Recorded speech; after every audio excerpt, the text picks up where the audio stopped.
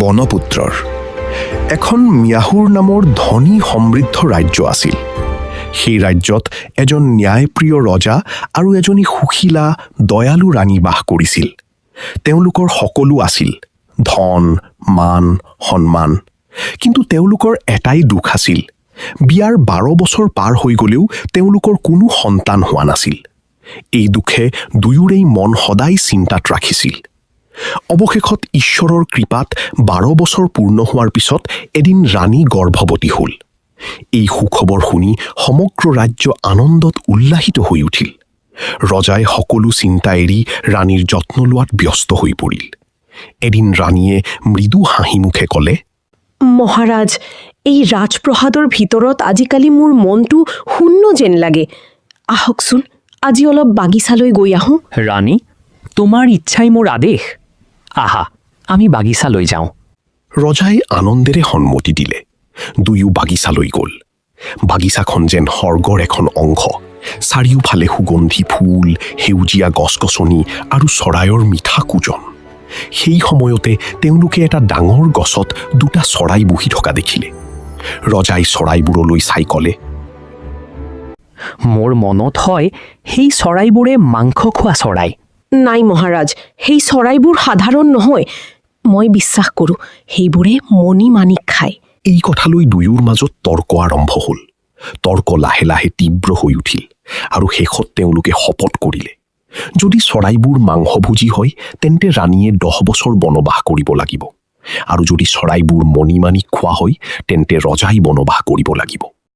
যদি মোৰ কথা সঁচা হয় তেন্তে তোমাক বনবাস দিব লাগিব। যদি মোৰ কথা মিছা হয় তেন্তে মই নিশ্চয় বনবাসলৈ যাম।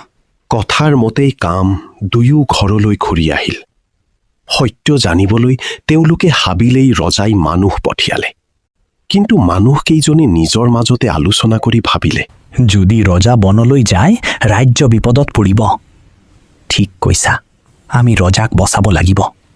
তেন্তে আমি কম চৰাইবোৰ মাংসভোজী। সেয়েই তেওঁলোকে আহি ৰজাক মিছা কথা ক'লে। মহাৰাজ, আমি জানিলো সেই চৰাইবোৰ মাংস খোৱা। মহাৰাজ, মোৰ শপত পালন কৰিবলৈ মই ওলাই গৈছোঁ। আপুনি নিজৰ যত্ন ল'ব। ৰাণী, তোমাক এৰি থাকিব লাগিব বুলি ভাবি মোৰ হৃদয় ভাঙি গৈছে। মই তোমাক কেতিয়াও পাহৰিব নোৱাৰিম।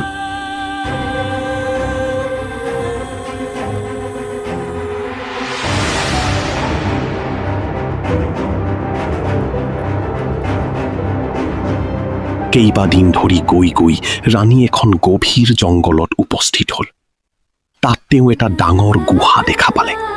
সেইটো আছিল এজন ভয়ংকৰ ৰাক্ষসৰ বাসস্থান। মানুহৰ গন্ধ পাই ৰাক্ষস গৰজি উঠিল। কোনে সাহস কৰিলে মোৰ গুহাত সোমাবলৈ? বাবা, মই আপোনাৰ জীয়েক, মোক আশ্ৰয় দিয়ক। আপুনি মোৰ বাবে পিতৃ মাতৃৰ দৰে, মোক দয়া কৰক। কি কৈছা? মই তোৰ বাবা? মোক দয়া কৰক। ৰাণীৰ মৰম, নম্ৰতা আৰু ভক্তি দেখি ৰাক্ষসৰ কঠিন হৃদয় গলি গ'ল। তেতিয়াই ৰাক্ষসে মমতাৰে ক'লে, হ'ব, আজিৰ পৰা তই মোৰ জীয়েক, ভয় নকৰিবি। মই আজিৰ পৰা তোৰ পিতাৰ দৰে যত্ন ল'ম। কন্যা, মই বাহিৰত কেতিয়াবা থাকোঁতে যদি কিবা বিপদত পৰ, তই যেতিয়া মোক স্মৰণ কৰিবি মই তেতিয়াই আহিম। এইদৰে ৰাণীয়ে গুহাত এক নতুন জীৱন আৰম্ভ কৰিব। এনেকৈ সময় পাৰ হৈ এদিনৰ কথা, এদিন ৰাক্ষস নথকাৰ অৱস্থাত মহাৰাণীৰ সন্তান জন্ম হোৱাৰ সময় আহি পালে। মহাৰাণীয়ে ৰাক্ষসক স্মৰণ কৰিলে। হঠাৎ ৰাক্ষস আহি উপস্থিত হ'ল। কোৱাচোন কন্যা, মোক কিয় স্মৰণ কৰিলি? বাবা, মোৰ সন্তান জন্ম হ'বলৈ ওলাইছে। এজনী ধাইমাক আনি দিবনে? কন্যা, মই এতিয়াই যাওঁ।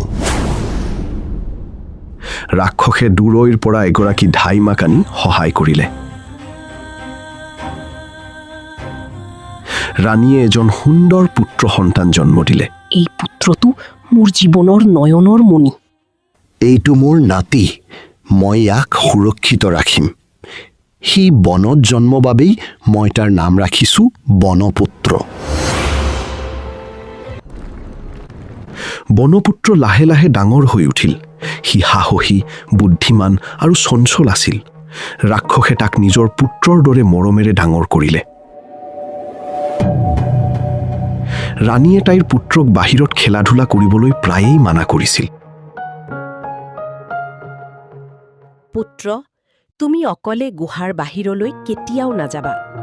বাহিৰত পৃথিৱীখন নিষ্ঠুৰ। আই, মই বাহিৰলৈ গৈ খেলিব পাৰোঁনে? এদিন বনপুত্ৰ বাহিৰত খেলিবলৈ মাকক কাবৌ কৰাত উপায় নাপাই বাহিৰলৈ খেলিবলৈ অনুমতি দিলে। না, মই বাহিৰত খেলিবলৈ যাওঁ। বনপুত্ৰই নাজানিছিল যে বাহিৰত পৃথিৱীখন কিমান নিষ্ঠুৰ। বাহ, কিমান ধুনীয়া ধুনীয়া ঠাই। মোক দেখোন আই মিছাকৈ কয়। সেইদিনা বনপুত্ৰই খেলা ধূলা কৰি বহু দূৰ পালে। তাত এজন লোভী মানুহে বনপুত্ৰক দেখা পালে। এই ল'ৰাটোৰ লগত থকা গহনাবোৰ বৰ দামী, এইবোৰ মোৰ হ'ব লাগিব। বনপুত্ৰই নাজানিছিল যে বাহিৰত পৃথিৱীখন কিমান নিষ্ঠুৰ।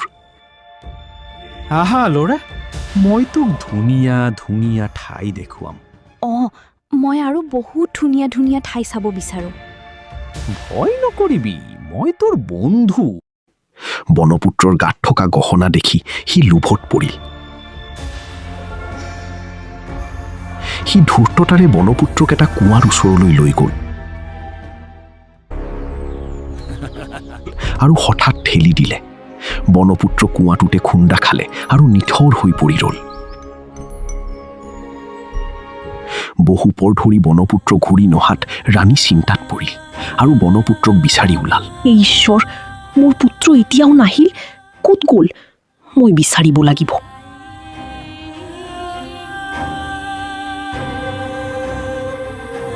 ৰাণীয়ে গৈ বনপুত্ৰক এটা কুঁৱাৰ ওচৰত অচেতন অৱস্থাত পৰি থকা দেখি খৰধৰকৈ গৈ সাৱটি ধৰি তেওঁ নিজৰ ৰাক্ষস বাবাক অন্তৰৰ পৰাই স্মৰণ কৰিলে।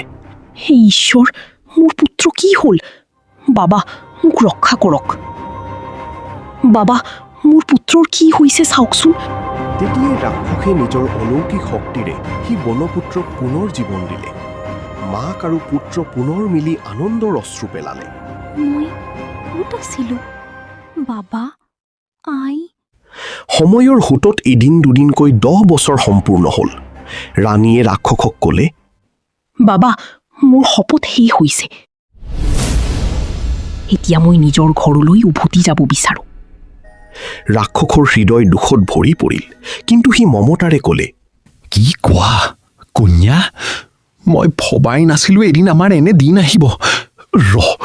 মই কিবা আনিছো।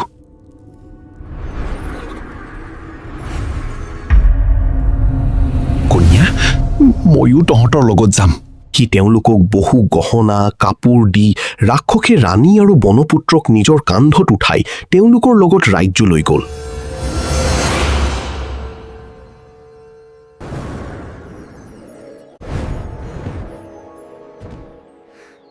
ৰাজ্যত পাই ৰাক্ষসে ৰজালৈ এখন চিঠি পঠিয়ালে।